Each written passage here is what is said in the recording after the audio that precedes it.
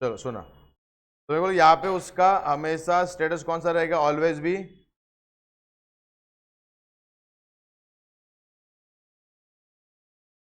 RNOR।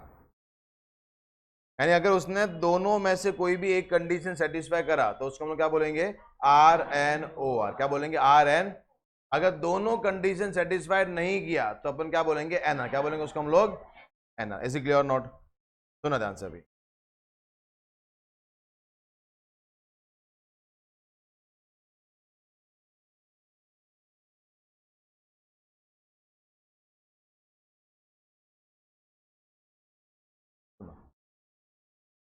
ये पॉइंट भी अपन ने लिखा भरा, पूरा टेबल वाइज लिखा है, नहीं लिखा अपन ने?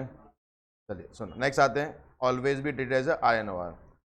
इंडियन ओरिजिन मतलब क्या होता है, सब पढ़ा ऑलरेडी अपन ने। An individual is said to be Indian origin if he और is born before undivided India। born before कहाँ पे पैदा हुए, अनडिवाइडेड इंडिया। बराबर, यस और नो। यानी कहने से 14 अगस्त 1947 और बिफोर, और इज इट क्लियर नॉट? अभी सुनो, नेक्स्ट आते हैं। नेक्स्ट पॉइंट क्या बोलते हैं sir, calculation of period of stay in India for an Indian citizen, for an being the crew of foreign bound ship living India. मैंने बोलो अभी ये जो पॉइंट अपन पढ़ रहे हैं that is only applicable for ऐसा बंदा जो क्या है, इंडियन क्रू का मेंबर, इंडियन शिप का मेंबर है। अरे यस सर, उसके लिए एप्लीकेबल है। अभी सुनना ध्यान से, मेरे बोलो इंडियन शिप एक होता है एरोप्लेन, जो जाने आने में जरा भी टाइम नहीं लगाएगा, चला जाएगा फटाफट। यानी वहां पे अपने को इतना तकलीफ कभी नहीं होगा। आज मैं इंडिया में एरोप्लेन फ्लाइट से ट्रेवल कर रहा हूँ, मैं शायद से 2 3 4 5 घंटे में पाकिस्तान पहुंच सकता हूँ, बांग्लादेश पहुंच सकते हैं ना अपन लोग। बट यही मैं शिप की बात करूंगा तो शिप के अंदर क्या मालूम है, बहुत टाइम जाता है यार, 1 महीना 2 महीना ले सकते, बराबर। तो कहना है इसे, और शिप के अंदर you can not say that कि भाई अपना इंडिया चला गया, दूसरा वो कंट्री आ गया, मैं कुछ 4 दिन के लिए श्रीलंका के पास से गुजरा था, बराबर, फिर मैं वहां से गुजरा। तो इतना कंप्यूट करना इज इट सिंपल और डिफिकल्ट? बहुत डिफिकल्ट है। द डेज कंप्यूट करना बहुत डिफिकल्ट है। अरे यस और नो? तो उनके लिए उन्होंने क्या बोला मालूम है, कि जिस दिन तुम इंडिया से जर्नी क्या करते हो, स्टार्ट क्या करते हो। मैं बोला अगर मैं शिप से क्या पे जाऊंगा, यूएस, कहाँ पे जाऊंगा, तो मैंने यूएस के लिए जर्नी स्टार्ट करा सपोज 11 अगस्त। कब से स्टार्ट किया, 2023, 2000 ये दिन मैंने जर्नी क्या करा, स्टार्ट क्या किया मैंने। अभी मैं वापिस यूएस से कभी आ गया सर, 15 सितंबर 2023। कब से आ गया, 15 सितंबर 2023। चलो मेरे को बोलना मैंने जर्नी स्टार्ट कब से किया, अरे कब से किया, 11 अगस्त 2023, और मैं वापिस इंडिया में कभी आ गया। तो उन्होंने क्या बोला मालूम है, जिस दिन आपने जर्नी क्या किया, स्टार्ट क्या किया आपने, और जिस दिन आपका जर्नी क्या होता है, एंड क्या होता है। अपना जर्नी स्टार्ट कभी हुआ था, 11 अगस्त 2023, और अपना जर्नी एंड कभी हुआ है, तो वहां तक हम लोग उसको इंडिया में काउंट नहीं करेंगे। इंडिया में काउंट, समझा? यानी मेरे को बोलो अपन मालूम एक पढ़ाया था, while computing days, date of return, date of journey, both shall be included in India.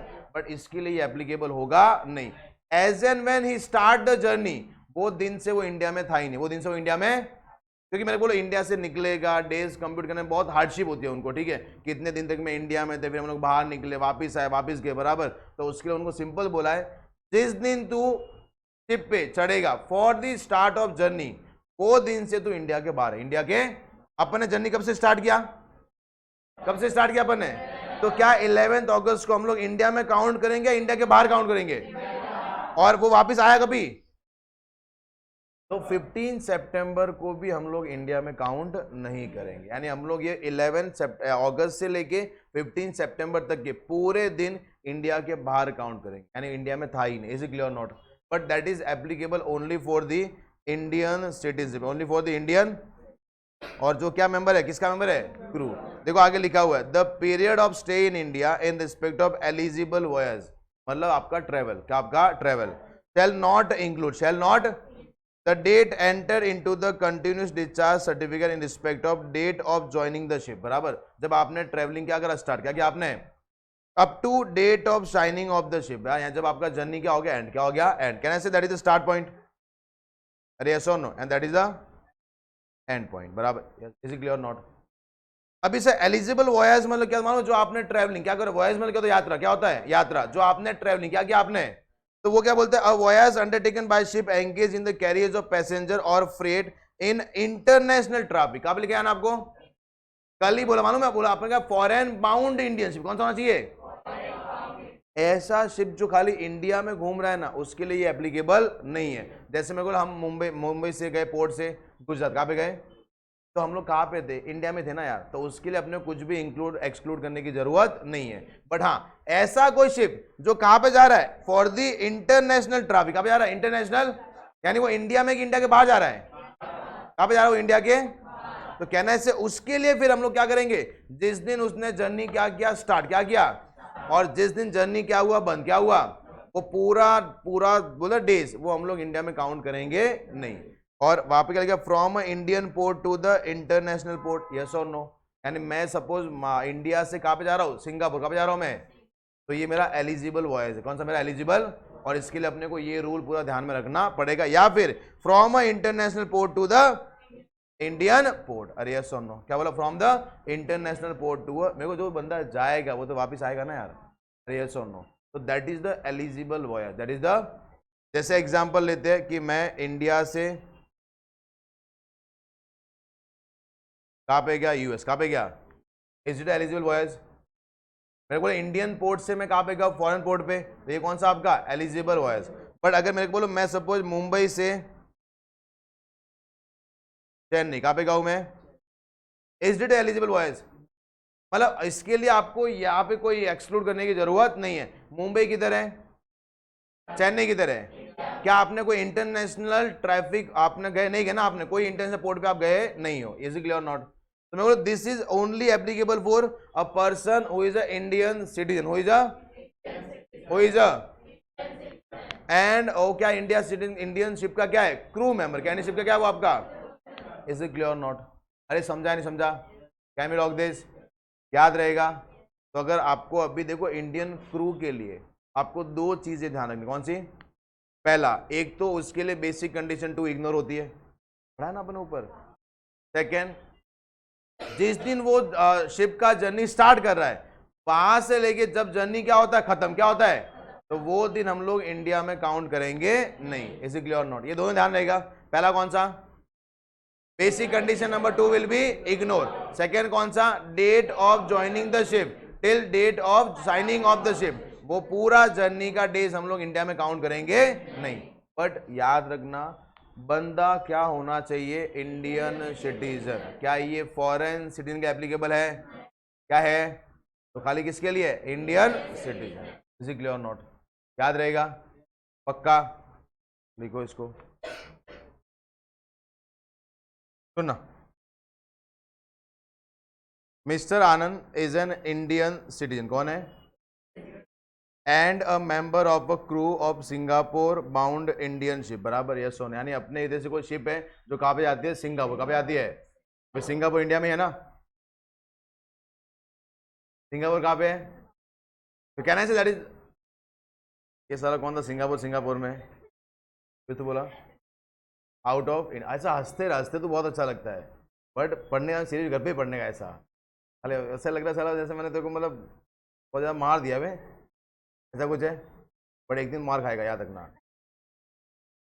ऐसा हंसते रहे ठीक है, और पढ़ना है घर पे जाके 3-4 घंटा पढ़ो, बराबर, बाकी अपना कोई झगड़ा कभी नहीं होगा, याद रखना, अपना एक ही झगड़ा कौन सा है, बाकी कोई झगड़ा नहीं है, तुम चाहो तो तुम यहाँ पे आके रहो, खाना मैं बना के दे दूंगा, बराबर, बट यहाँ पे आके बैठ के पढ़ो, क्लियर, सुनना, Indian citizen a member of crew of a Singapore bound Indian ship engage in carriers of passenger, engage carriers of, आपने लिखा है मालूम है कि बंदा पैसेंजर के लिए एंगेज होना चाहिए, सो नो, आगे लिखा है in a international traffic departing from the Chennai port on 6 June 2023, यानी वो इंडिया छोड़ के कभी जाने वाले हैं, 6 जून 23, from the following detail for previous year 23-24, determine the residential status of Mr. Anand or Mr.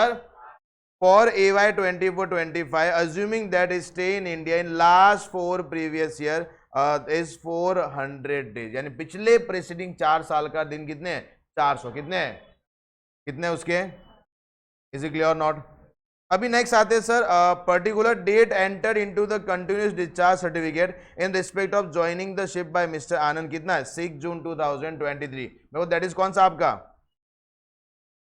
Start, कौन सा डेट आपका starting date. Date enter into the continuous discharge certificate in the signing off the ship, ये कौन सा है, तो मैं बोलो वो 6 जून से जर्नी स्टार्ट किया, खत्म कभी किया है 9 दिसंबर 2023। ये पूरा पीरियड हम लोग इंडिया में इंक्लूड करेंगे या एक्सक्लूड करेंगे, इसको इंक्लूड करने की जरूरत नहीं है, यस और नो। चलो अभी सुनना, सबसे पहले अपने को ये कंप्यूट करना है कि वो कितना दिन इंडिया में 23-24 में रहा है, यस और नो। सुनना, इसके लिए दो चीजें, पहला कौन सा, basic condition number 2 will be ignore, पढ़ाना अपन है, इंडियन सिटीजन जो इंडियन शिप का क्रू मेंबर, कौन सा मेंबर इंडियन शिप का, तो उसके लिए हम लोग बेसिक कंडीशन 2 क्या करते हैं, इग्नोर, क्या करते हैं हम लोग। एंड सेकेंड केस कौन सा आपका सर, उसके लिए हम लोग क्या करेंगे, डेट ऑफ जर्नी से लेके साइनिंग ऑफ द जर्नी पूरे के पूरे दिन क्या कर देंगे, एक्सक्लूड, क्या कर देंगे हम लोग उसको। Is it clear. तो अभी अपने को ये पूरा चेक करना है कि सर 23-24 में कितना रहा है। सुनना, सबसे पहला अप्रैल आता है, बराबर, अभी मेरे को उसने इंडिया छोड़ा कभी है 6 जून, कभी छोड़ा है, मतलब अप्रैल में पूरा 30 दिन रहा रहेगा, यस और नो। अप्रैल के बाद में क्या आता है, मई में पूरा 31, यस और नो। अभी फिर कौन सा आएगा, बट मेरे को बोलो, भले ही वो जर्नी उसने 6 तारीख को स्टार्ट किया, क्या 6 को काउंट करेंगे या नहीं करेंगे, इंडियन क्रू मेंबर के लिए काउंट करने की जरूरत नहीं है। तो मेरे को 6 जून को निकाल दो, तो 5 जून 5 तारीख बराबर, यानी 5 दिन वो कहां पे था, इंडिया में। जून के बाद में जुलाई में बाहर था, फिर अगस्त में कहाँ पे था, सितंबर में कभी आया वो, दिसंबर में आया, सितंबर में बंदा बाहर था 0, फिर अक्टूबर में, नवंबर, दिसंबर में कभी आया वो, क्या मैं 9 को इंक्लूड करूंगा, नहीं, तो 31 माइनस 9 कितना आता है, 22, कितना आता है 22। जैन में इंडिया में था, जैन मतलब 31, फेब में 29, 23-24 leap year 29, and March 31, total मारो 179, डाउट है 179, बराबर, यस और नो। कितना दिन रहा है वो इंडिया में, तो मेरे को अपने को चाहिए कितना था 182, क्या वो रहा, तो इज इट रेसिडेंट और नॉन रेसिडेंट, बेसिक कंडीशन 2 तो चेक करने की जरूरत नहीं है, तो ये क्या बन गया, नॉन रेसिडेंट, क्या बन गया, नॉन। समझा सबको, कुछ था क्वेश्चन में, अरे कुछ था, प्रोविजन याद है अपने फटाक से आंसर निकाल दिया। प्रोविजन में दो चीज, जब भी इंडियन शिप वाला बंदा आएगा दो चीज ध्यान रखना, पहला कौन सा, second condition will be ignore, and second कौन सा, डेट ऑफ जर्नी से लेके डेट ऑफ साइनिंग ऑफ तक का पूरा दिन हम लोग इंडिया के बाहर काउंट करेंगे। इज इट क्लियर नॉट, लिखोगे तो लिखो, जल्दी लिखना। ये क्वेश्चन का फोटो ले लो कोई एक जन आगे से और ग्रुप में डाल देना। तो ये क्वेश्चन आपको लिखना हो तो घर पे लिख देना, चलेगा ना, नहीं तो पीडीएफ में आपको भेज दूंगा मॉड्यूल का।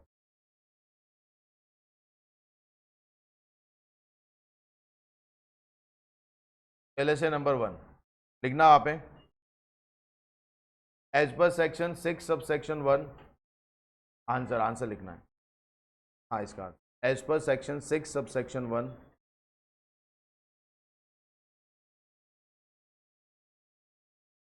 An individual 6(1) of Income Tax Act 1961 of Income Tax Act 1961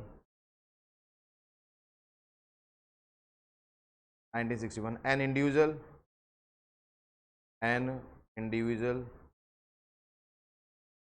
will be considered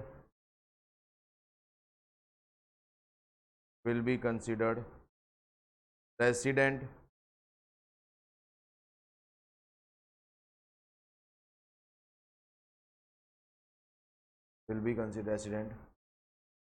if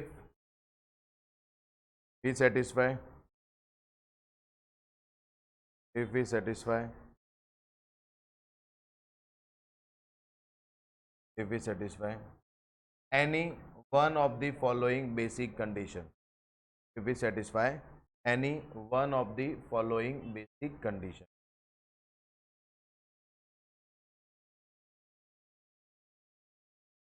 if we satisfy any one of the following basic conditions.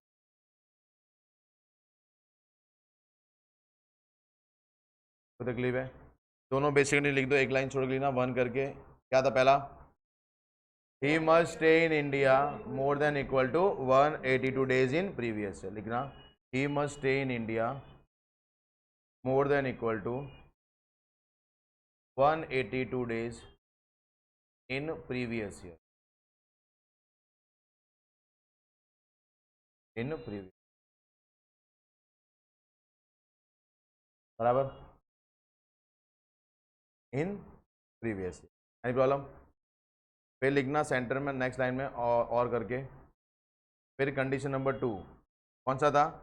He must stay in India more than equal to 60 days in a previous year and more than equal to 365 days in last 4 preceding previous year. Very good. He must stay in India more than equal to 60 days in previous year and more than equal to 365 days in last 4 preceding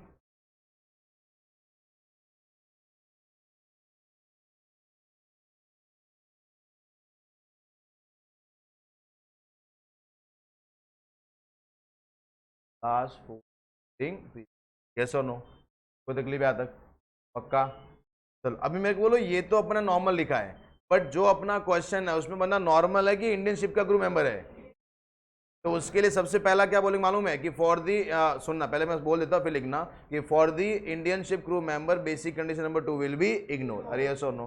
एक line छोड़ के लिखना for the purpose of determining, for the purpose of determining residential status, determining residential status of Indian citizen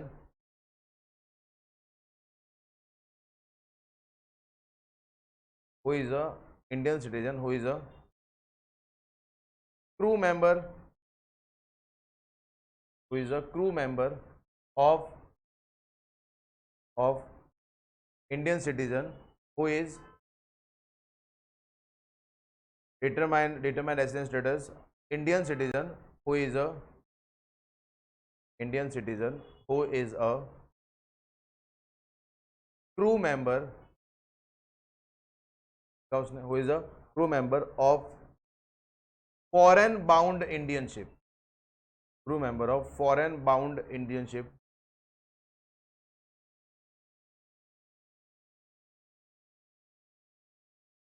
foreign bound Indian ship।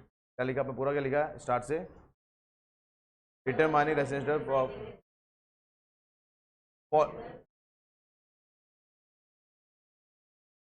following two conditions, following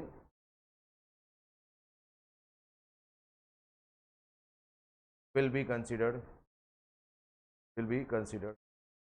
two conditions will be considered। Point number 1 पहला कौन सा है? Basic condition number 2 will be ignore, तो लिखना वहां पे basic condition number 2 will be ignored, basic condition number 2 will be ignore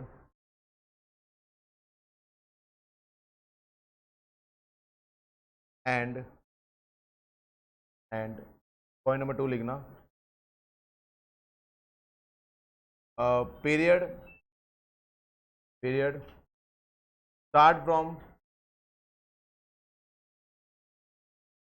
start from joining the ship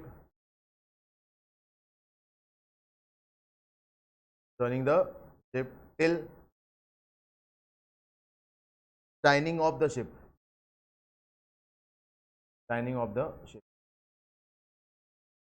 will be excluded, be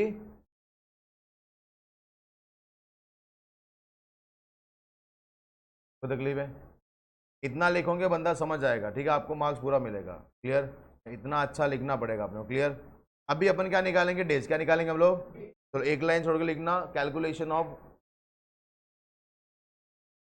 of number of days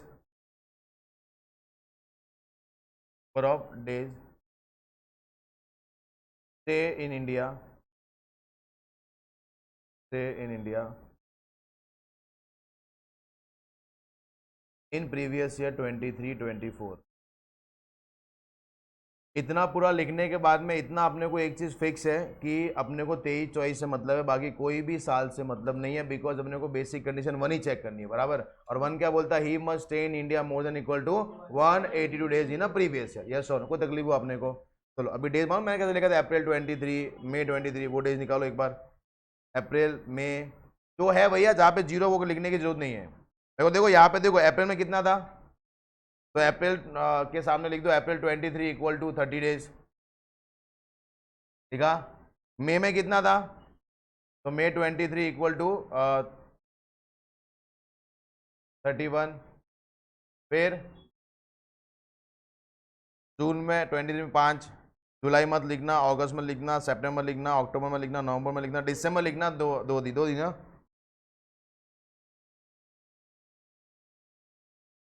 कितने दिन दिसंबर में, 2 कैसे है, अच्छा मैंने 22 बोला था ना, तो लिखना दिसंबर में 22। फिर जैन पूरा आ जाएगा, फेब जैन 24 लिखना,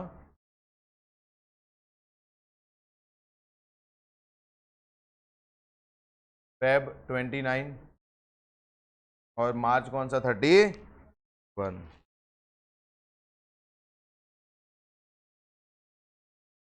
टोटल करो 170।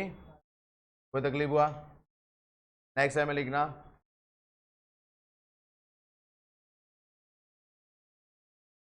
नेक्स्ट टाइम लिखोगे, लिखना उसके अंदर सिंस मिस्टर आनंद,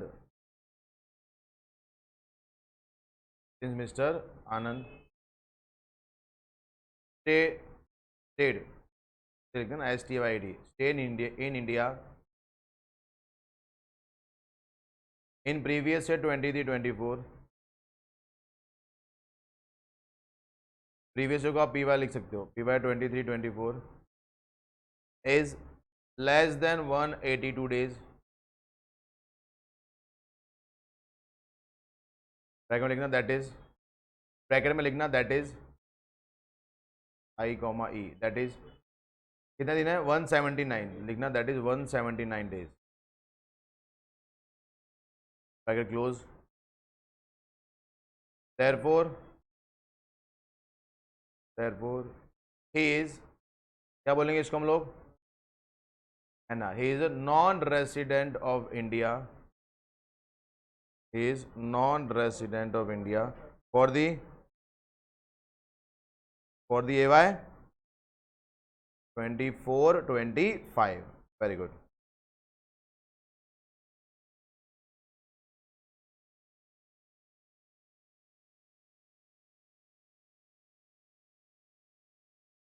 नहीं प्रॉब्लम, समझाइए।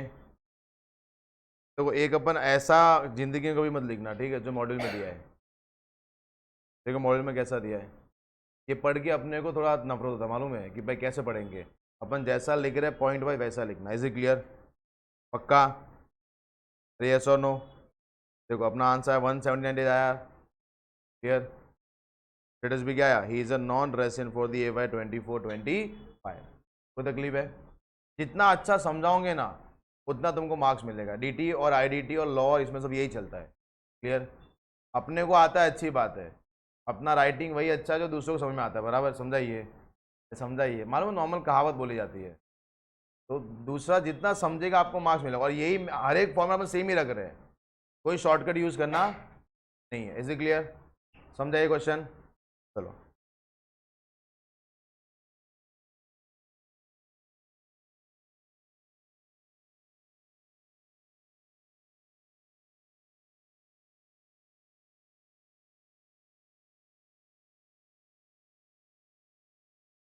सुनना, नेक्स्ट जो आपका पार्ट है कौन सा, आपका डीम्ड रेसिडेंट। कौन सा आपका, मेरे को ऑलरेडी अपने पढ़ा, डीम्ड का मतलब क्या होता है, अज्यूम किया है कि वो क्या है, रेसिडेंट, वो क्या है। अभी सुनना ध्यान से, बोलो अपने पास सबसे पहला कौन सा पार्ट है कि जो सेक्शन 6 सब सेक्शन 1, कहां पे, सेक्शन 6 सब सेक्शन 1 में, कि अगर वो बेसिक कंडीशन दोनों में से कोई एक सेटिस्फाई करता है उसको हम लोग क्या बोलेंगे, रेसिडेंट। क्या बोलेंगे उसको हम लोग, बराबर। तो वहां पे तो आ गया तो कोई टेंशन नहीं है ना अपने पास। बट ऐसे कुछ लोग, ये किन के लिए मालूम है, ऐसे कुछ लोग जो इंडिया में तो आते हैं बट इंडिया में उनका स्टेटस क्या होता है, एनआर, क्या होता है, नॉन रेसिडेंट, या फिर कौन सा होता है, आरएनओआर, कौन सा होता है। तो आगे हम लोग एक सेक्शन पढ़ने वाले, सेक्शन नंबर 5 बराबर, जो बताएगा how to compute scope of total income. Scope of यानी एक इंसान इंडिया में कौन सी इनकम पे टैक्स पे करेगा, यस और नो। जैसे मेरे को बोलो, अपन तो चलो इंडिया में ही कमा रहे हैं, बट अंबानी इंडिया में ही कमाता है, इंडिया के बाहर भी कमाता है, तो क्या अंबानी को पूरे वर्ल्ड की इनकम की टैक्स इंडिया में पे करनी है? तो वो सेक्शन कहां पे आएगा, सेक्शन नंबर 5। कौन सा सेक्शन नंबर? जैसे एप्पल कंपनी है, मालूम है एप्पल, मेरे को इंडिया में भी कमा रही है नहीं कमा रही है, तो नाउ द क्वेश्चन अराइजेस कि भाई एप्पल को पूरे वर्ल्ड की इनकम का टैक्स इंडिया में पे करना है या खाली इंडिया में कमाए वही इंडिया में पे करना है, यस और नो। तो ये हम लोग कहां पे पढ़ेंगे, section number 5, that is scope of total income, yes और नो। तो अभी हम लोग खाली ये पढ़ रहे कि सर डीम्ड रेसिडेंट क्या होता है। डीम्ड रेसिडेंट, सुना ध्यान से, सबसे पहला कुछ इंपॉर्टेंट चीजें पढ़ेंगे। क्या लिखा यहाँ पे, एन इंडिविजुअल बीइंग एन तो कहना है से डीम्ड रेसिडेंट का concept is only applicable for जैसे मेरे को बोलो क्या तुम लोग इंडियन सिटीजन हो या नहीं हो, तो तुम्हारे लिए डीम्ड रेसिडेंट आएगा, यस और नो, पक्का। अभी मैं ना 2 सेंटेंस लिखता हूं, आप मेरे को समझाना कि दोनों के लिए डीम्ड रेसिडेंट आएगा कि नहीं आएगा, चलेगा? मैं समझाओगे? समझाने के बाद तुम लोग एकदम टेंशन में आते हो, चलेगा ना यार, अपन मिलके सीखेंगे, ठीक है। सुनना, एक लिखा है इंडियन ओरिजिन, इंडियन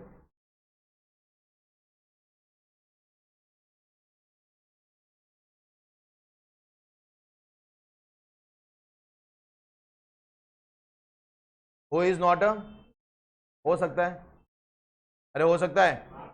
जैसे एग्जाम्पल लेते हैं कि मेरे दादाजी अनडिवाइड इंडिया में पैदा हुए थे, उनके बाद में हम लोग इंडिया छोड़ के चले गए, आज तक हम लोग इंडिया में आए नहीं है, हमारे पास इंडिया का कोई सिटीजनशिप नहीं है, यस और नो। तो कहना है इसे मैं इंडियन ओरिजिन तो हूं बट इंडियन सिटीजन नहीं हूं। एक आता है इंडियन सिटीजन, कौन आता है, बराबर। एक आता है इंडियन ओरिजिन,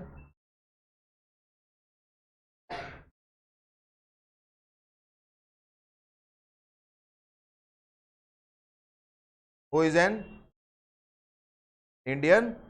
मैं जस्ट कुछ दिनों पहले ही इंडिया छोड़ के गया, बराबर, तो इंडिया छोड़ के भले ही मैं गया, मेरा इंडियन सिटीजन है और मैं इंडियन ओरिजिन, मैं कौन हूं, इंडियन ओरिजिन। हो सकता ना यार, या नहीं हो सकता? आज तुम लोग कौन हो, तुम दोनों इंडियन ओरिजिन भी हो और इंडियन, अरे यस और no. Now the my question, deemed resident का कॉन्सेप्ट क्या इंडियन सिटीजन के लिए एप्लीकेबल है या नहीं है? अरे है या नहीं है ना, तो इसके लिए डीम्ड रेसिडेंट आएगा 6(1) है। कौन सा आएगा, 6(1) है, यस और नो, क्योंकि वहां पे लिखा हुआ है deemed resident will be applicable only to the Indian citizen. क्या इसके लिए एप्लीकेबल है Indian origin who is not a Indian, क्या इसके लिए है? And answer is no, answer is, क्योंकि this is only applicable for Indian citizen. अभी Indian origin who is an Indian citizen, क्या इसके लिए है? यस, समझा। तो यहाँ पे मेन क्रक्स कौन सा मालूम है आपको, क्या होना पड़ेगा, इंडियन सिटीजन। आपको क्या होना पड़ेगा, इंडियन। कोई तकलीफ है आज तक? पक्का क्लियर है अपने को? चलो सुनो ध्यान से,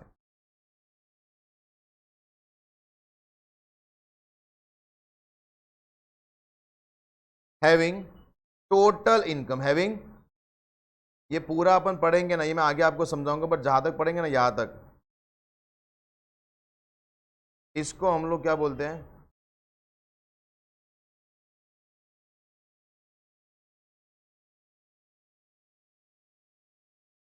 क्या बोलते हैं, मालूम पढ़ा आपने ऑलरेडी आगे, इंडियन इनकम। कौन सा बोलते हैं हम लोग? अभी ये इंडियन इनकम हम लोग कहां पे पढ़ेंगे, सेक्शन नंबर 5 पे, तो आपको क्लियर होगा कि क्या होता है, बराबर। बट अभी याद रखना कि कोई भी इंडियन सिटीजन, कोई भी इंडियन जिसका इंडियन इनकम, जिसका कौन सा, आगे लिखा which is not deemed to accrue arise in India exceeding कितना रुपीज, अरे कितना है, यानी डीम्ड रेसिडेंट वही बन सकता है, सबसे पहले उसको क्या होना पड़ेगा, इंडियन, क्या होना पड़ेगा, प्लस जिसका इंडियन इनकम, जिसका कौन सा income, is it more than 15 lakh या less than 15 lakh, more than 15 lakh, कितना मोर देन 15 लाख, अरे यस और नो। आगे लिखा हुआ है during the previous year would be deem to be resident in India, would be deem to be resident in India in that previous year if he is not liable to pay tax in any other country or territory by reason of his domicile or residence or any other criteria of similar nature.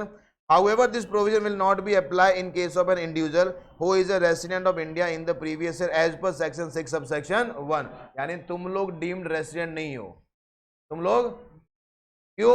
मेरे को 6(1) में क्या लिखा है 182 दिन India में होना चाहिए, क्या तुम रहते हो नहीं रहते हो ना यार? तो तुम लोग एक्चुअल रेसिडेंट, तुम कौन हो? Actual resident. यानी अगर किसी ने 6(1) के अंदर जो बेसिक कंडीशन दी हुई है अगर तुमने वो सेटिस्फाई कर लिया तो you are not a deemed resident, you are not a. जैसे मेरे को अपना बेसिक कंडीशन 1 कौन सा था? He must stay in India more than equal to, तो मैं इंडिया में 200 दिन रह चुका, कितने दिन रहा हूं मैं? आई एम डीम्ड डिविडेंड और एक्चुअल डीम्ड रेसिडेंट और एक्चुअल रेसिडेंट। मैं कौन हूं? क्योंकि मैंने 6(1) की कंडीशन क्या कर दी है? सेटिस्फाई। क्या कर दिया मैंने? अरे यस और नो। अगर मेरे को बोलो चलो मैं बेसिक कंडीशन 1 सेटिस्फाई नहीं किया बट मैंने बेसिक 2 सेटिस्फाई कर लिया तो भी मैं डीम्ड रेसिडेंट नहीं हूं, बराबर। यानी 6(1) की अगर आपने दोनों कंडीशन क्या किया? आपने सेटिस्फाई। क्या किया आपने? दोनों में से कोई भी एक, तो आपको हम लोग एक्चुअल रेसिडेंट बोलेंगे, डीम्ड रेसिडेंट नहीं बोलेंगे। तो कहना है इसे अगर बंदा 6(1) में नहीं आता ना तो अपने को एक बार 6(1) चेक करना पड़ेगा। अरे यस और नो, अरे समझा ये नहीं समझा? जैसे कोई इंडियन सिटीजन, कौन है इंडियन जो 6(1) में नहीं आता? कैसे नहीं आता मैं आपको चलो एग्जाम्पल भी देता हूं।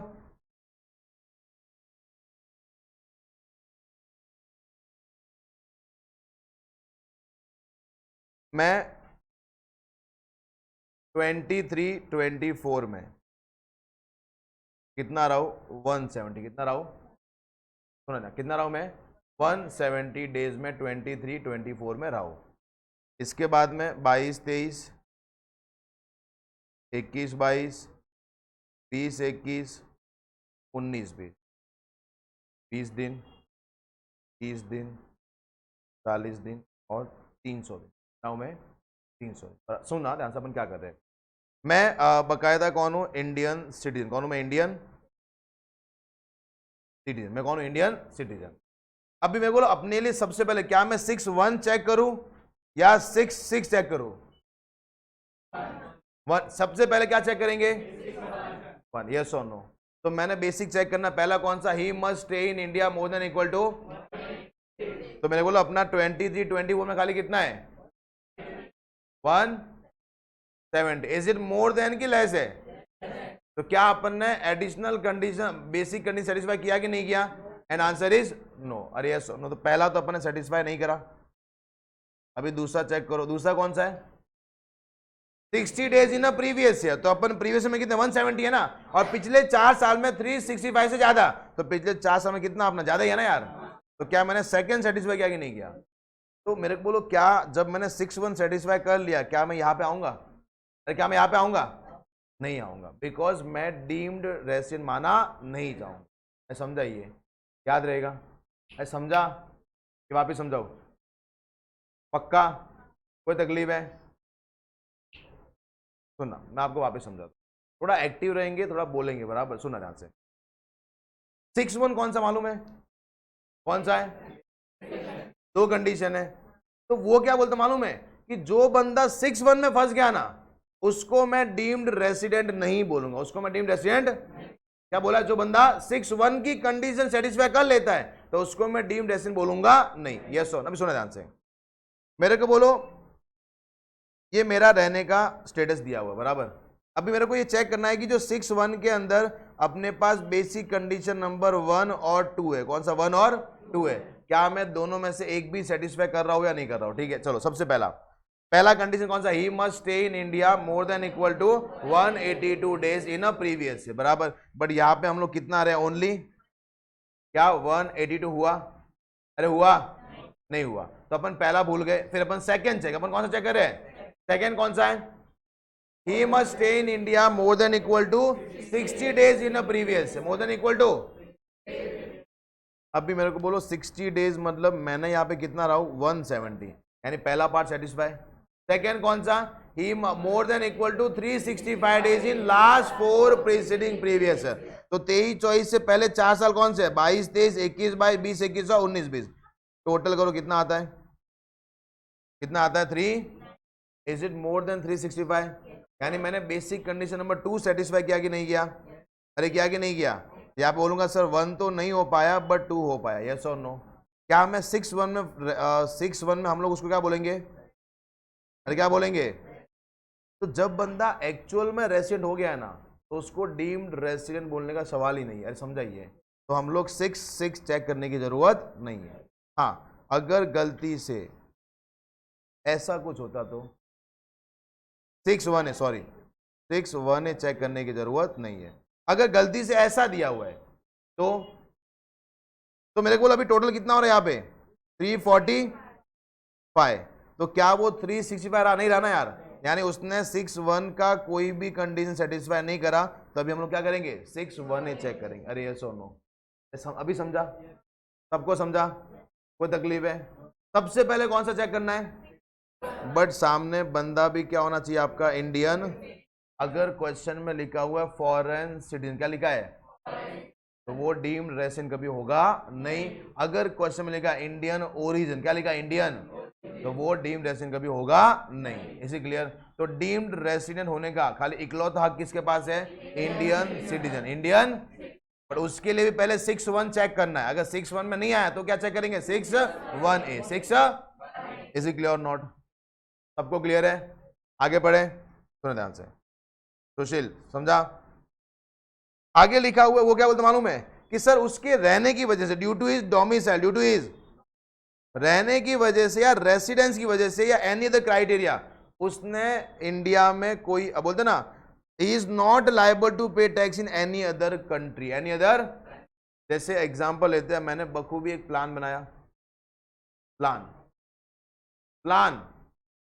प्लेन नहीं, क्या सुना जाता, प्लान बनाया मैं। मेरे को इतना फिक्स है कि जैसे मैं इंडिया में 182 डेज रहूंगा ना, मैं क्या बन जाऊंगा, क्या बन जाऊंगा? और रेसिडेंट बनने बहुत मगजमारी होगा, गवर्नमेंट ये टैक्स पे कर, वो पे कर, उधर का पे कर, ये वर्ल्ड का पे कर, सब कुछ पे कर। मैंने क्या किया, इंडिया में कितना रहा 181 डेज, कितना रहा 180। फिर मैं इंडिया से क्या हो जाता हूँ, गायब क्या हो जाता हूँ। फिर मैं रहता कहाँ पे, पाकिस्तान। कहाँ पे रहता हूँ, पाकिस्तान वाले बोलते हैं कि भाई अगर सपोज, पाकिस्तान वाले क्या बोलते मालूम है कि अगर तू यहाँ पे 80 दिन कितना रहा तू, तो तेरे को पाकिस्तान का रेसिडेंट माना जाएगा। तो मैंने वहां पे कितना रहा 79, कितना रहा मैं, क्योंकि जैसे 80 हो गया तो वो क्या बोलेगा ना पाकिस्तान वाला, पूरे वर्ल्ड का इनकम का टैक्स यहाँ पे करना पड़ेगा। तो अपन क्यों रहने का बराबर। अभी इंडिया में 182 कितना हो गया, तो इंडिया वाला क्या बोलेगा, पूरे वर्ल्ड का इनकम का टैक्स तो कहाँ पे करना है, इंडिया में। तो मेरे एक काम करते हैं, मैं दोनों में कम रहा, यूएस कहाँ पे गया, यूएस में क्या बोलते मालूम है, तेरे को 120, कितना है तेरे को, मैं कितना रहा 119, कितना रहा 11। तब तक अपना पूरा साल भी हो गया, ठीक है, बढ़िया घूमा कमाया भी। यूएस वाला मेरे को बोलता है भाई टैक्स पे करना है, आई एम नॉन रेसिडेंट, मैं नॉन रेसिडेंट तेरे इधर बराबर, मैं क्यों पे करूं, मैं इंडिया में पे करेगा। इंडिया वाला बोलता है भाई तेरे को पे करना है, मैं इधर का नॉन रेसिडेंट, मैं क्यों पे करूं बराबर, मैं पाकिस्तान का पे करेगा मैं। और पाकिस्तान वाला बोलता है मैं तेरे पे क्यों करूं, और मेरे को क्या, मैं हर एक कंट्री में रेसिडेंट हूं, नहीं हूं ना यार। तो लोग है ना ऐसा प्लान करना स्टार्ट कर दिया। ये तो प्लान वही करते जिनके पास इनकम होता है बराबर। अपन प्लान करके भी टैक्स जीरो ही भरना है, ठीक है, तो प्लान क्या ही करेंगे, समझाइए। तो ये बहुत सारे जो लोग हैं जिनके पास इनकम बहुत ज्यादा है, तो इसके लिए गवर्नमेंट ने ये डीम्ड रेसिडेंट का कॉन्सेप्ट लेके आया। सबसे पहले मेरे को बुलाया और बोला कि बेटा तू इंडियन सिटीजन है या नहीं है, तो बोला सर बिल्कुल हक से बराबर, प्लस तेरा इंडिया में इनकम 15 लाख से ज्यादा है कि नहीं है। मैं बोला सर मैंने 18 लाख, कितना कमाया मैंने। तो बेटा अगर तूने दूसरे किसी भी कंट्री में टैक्स पे नहीं किया है ना, तो तेरे को इंडिया में टैक्स पे करना पड़ेगा, यस और नो। बट मैंने बोला सर मैं तो नॉन रेसिडेंट हूं, मैं तो रेसिडेंट हुई नहीं ना यार, अरे मैं तो रेसिडेंट हूं नहीं हूं ना यार सर। और आपने बोला कि एनआर को, मेरे को क्या मोदी जी, अमेरिका में एक बंदा जिसने कभी जिंदगी में इंडिया का शक्ल देखा ही नहीं है, क्या उसके पास टैक्स भरवाएंगे। तो मैं तो वो बंदा हूं बराबर, मैं कौन हूं, एनआर, मैं कौन हूं बेटा, तू एनआर नहीं है, तू कौन है, डीम्ड रेसिडेंट, तू कौन है। क्या मैं एक्चुअल में रेसिडेंट था, बट मेरे को क्या अज्यूम कर लिया, अभी डीम्ड किया तो अपन क्या ही कर सकते बराबर। तो फिर अपन सब बोरिया बिस्तर लेके इंडिया में आ गए बराबर, भाई जो टैक्स भरना भरवा। इज इट क्लियर नॉट, समझा नहीं समझा, सुनना क्या पढ़ना आपने सबसे पहला, डीम्ड रेसिडेंट के क्या होना चाहिए सबसे पहले आपका इंडियन सिटीजन, इंडियन प्लस उसका इंडियन इनकम, उसका कौन सा income, more than 15 lakh, more than, and plus क्या लिखना आपके आगे सर, उसने due to his domicile, due his या due to his residence, due to his क्या, due to any criteria he is not liable to pay tax in any other country, any other. But मेरे को बोलो अगर मैंने पाकिस्तान में tax पे किया होता तो मेरे को इंडिया में डीम्ड रेसिडेंट माना नहीं जाता। अरे समझा नहीं समझा, अरे समझ रहे हो, तो वो केस में मेरे को क्या माना जाएगा, डीम्ड रेसिडेंट। बट ध्यान रखना first we need to check 6(1) का कंडीशन। अगर मैं 6(1) में नहीं आता हूं तो मैं कहां पे आऊंगा, 6(1)(a), तो मैं कहां पे आऊंगा 6। Are you getting my point? अरे समझा सबको पक्का? अरे श्योर? Good morning. लिखना ये देखो, चलो इसका शॉर्ट में ऐसा कुछ लिखना,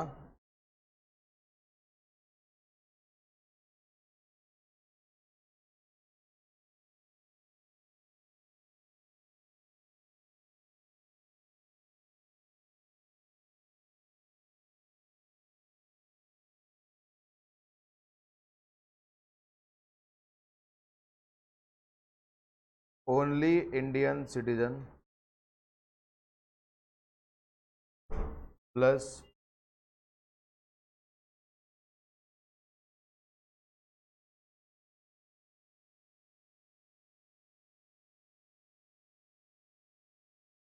Indian income more than 15 lakh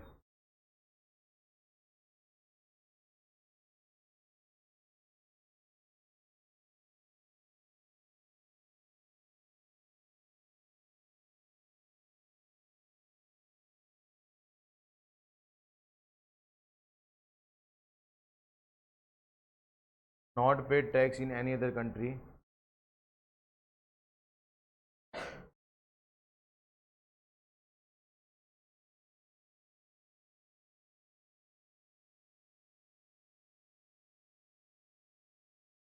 and not satisfied section 6 subsection 1। तकलीफ है नहीं है?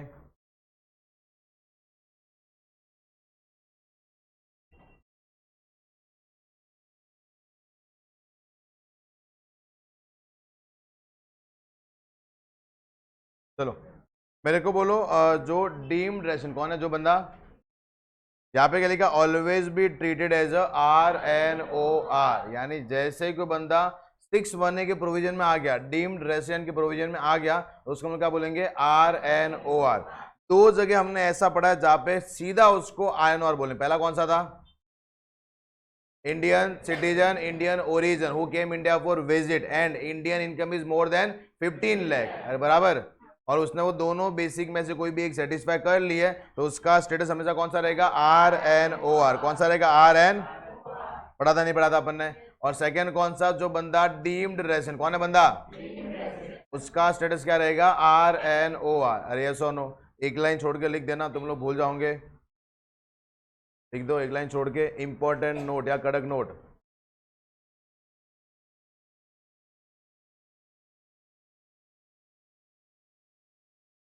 following individual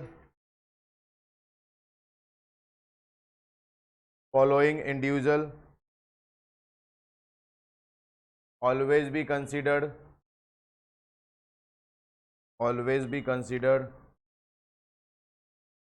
क्या, RNOR।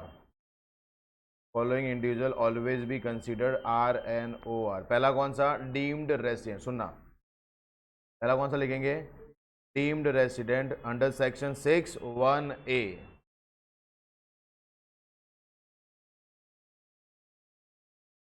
Section 6(1)(a। Any problem, कोई तकलीफ है? थोड़ा एक्टिव रहो यार ऐसा। उसके बाद में पॉइंट नंबर 2 लिखना, Indian citizen, Indian origin, Indian citizen, Indian origin who came India for visit और अ विजिट, और विजिट बराबर, and satisfied any one of the basic condition, बराबर समझाइए, and satisfied any one of the basic condition. कोई तकलीफ? Point number 3 लिखना, point number 3, ये सब इंपॉर्टेंट छोटी छोटी मगर मोटी बात है, बराबर। पॉइंट नंबर 3 लिखना, an Indian origin can not be a deemed resident, an Indian origin can not be a deemed resident.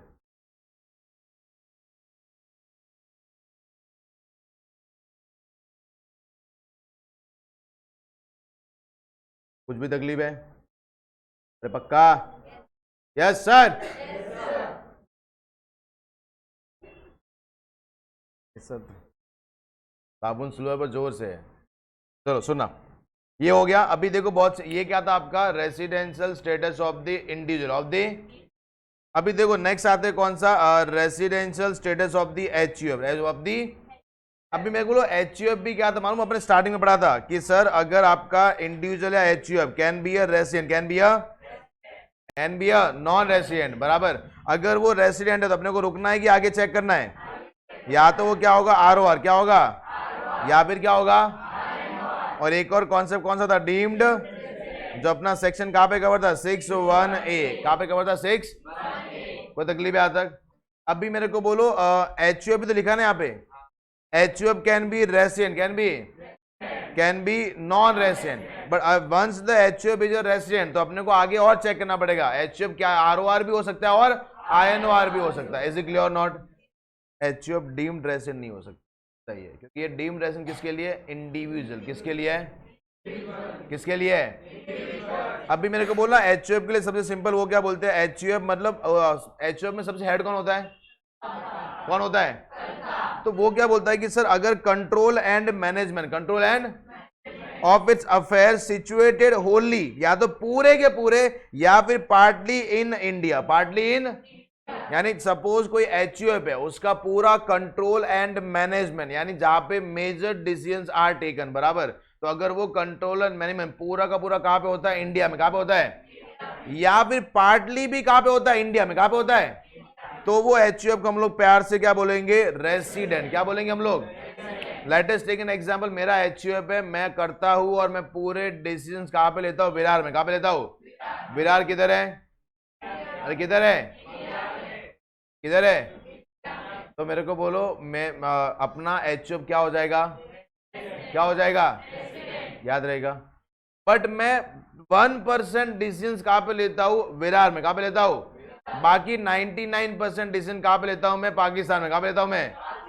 अभी मेरे को बोला मेरा स्टेटस क्या होगा, रेसिडेंट, पार्टली। अरे पढ़े लिखे अनपढ़ लोगों को क्या लिखा है ये, इससे ज्यादा कुछ नहीं हो सकता। क्या लिखा है ये क्या लिखा है, फिर सर इंपॉर्टेंट चीज को हाईलाइट करो, तुम लोग हाईलाइट चीज को भूल जाते हो।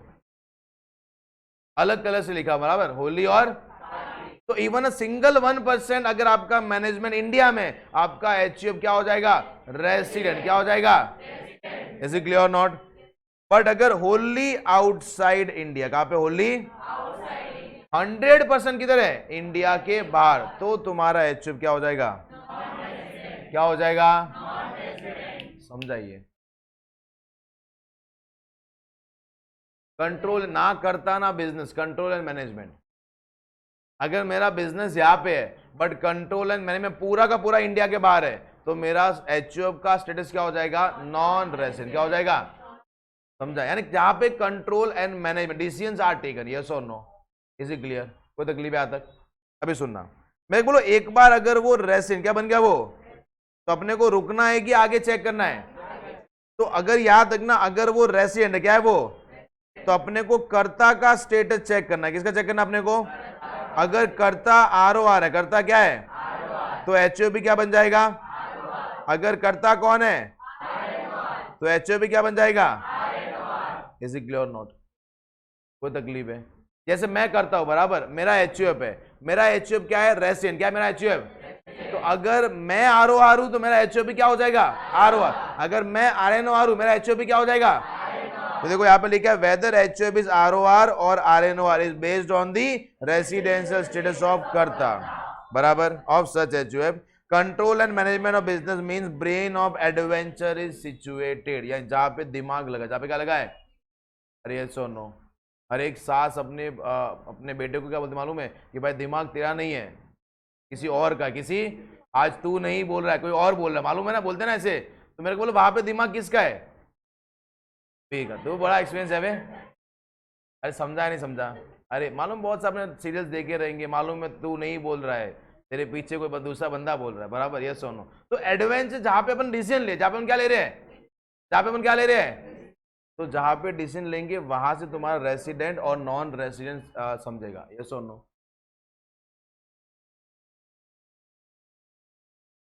तो सोचा किधर तुमने, तो एडवेंचर वही हुआ ना दोस्त। एक्शन तो धंधा इंडिया में, तो एक्शन तो इंडिया में लेगा ना यार, नहीं समझा।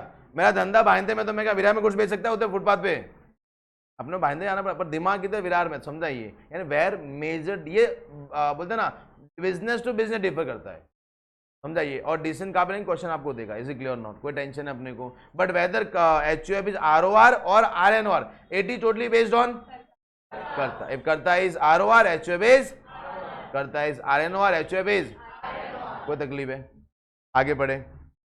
बस खाली इंडिविजुअल में अपने को 2 लेक्चर लगे थे, बराबर, बाकी HUF देखो खाली 2 सेकंड में खत्म हो गया, आपको इसका मालूम ही नहीं पड़ेगा। Residential status of firm, AOP, local authority, AJP, बराबर। क्या बोला है, कंट्रोल एंड मैनेजमेंट, वही सेम है, होली और पार्टली इन इंडिया, तो ये क्या बन जाएंगे, अगर कंट्रोल में होली आउटसाइड क्या बन जाएंगे। बट क्या पार्टनरशिप हम ROR होती है, क्या पार्टनरशिप हम ROR होगा, नहीं होगा, खाली या तो क्या होगा रेसिडेंट, या तो क्या होगा, समझा समझा।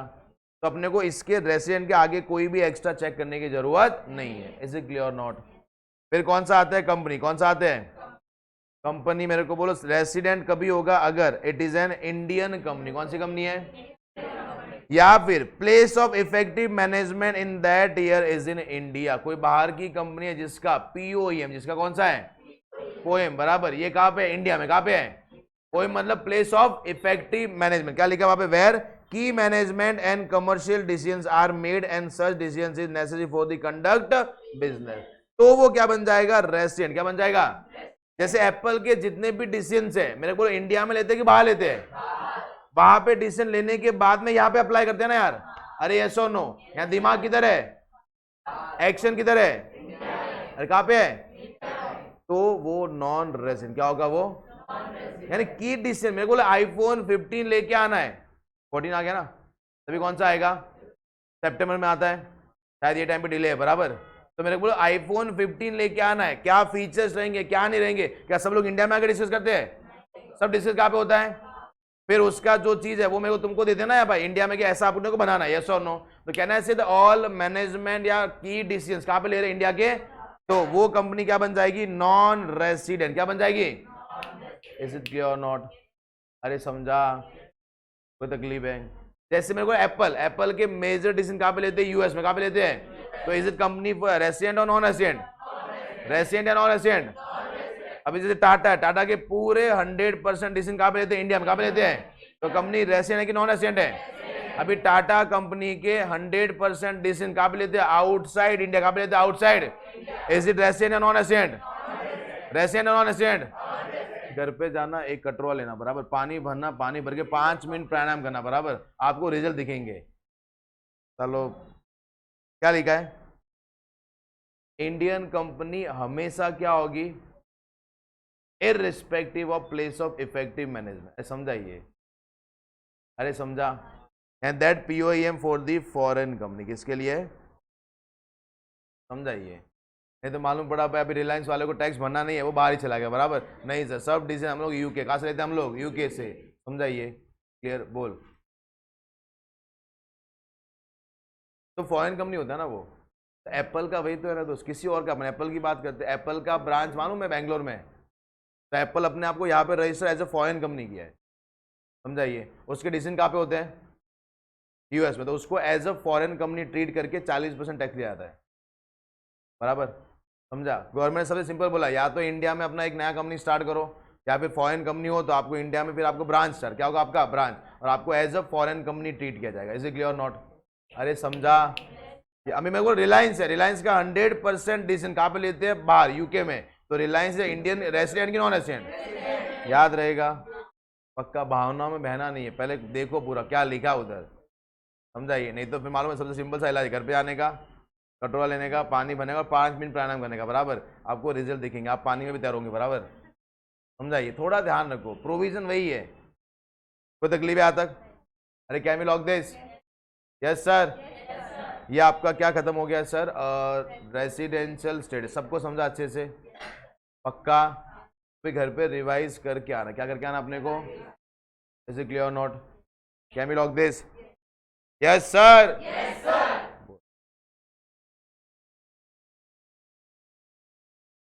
अच्छा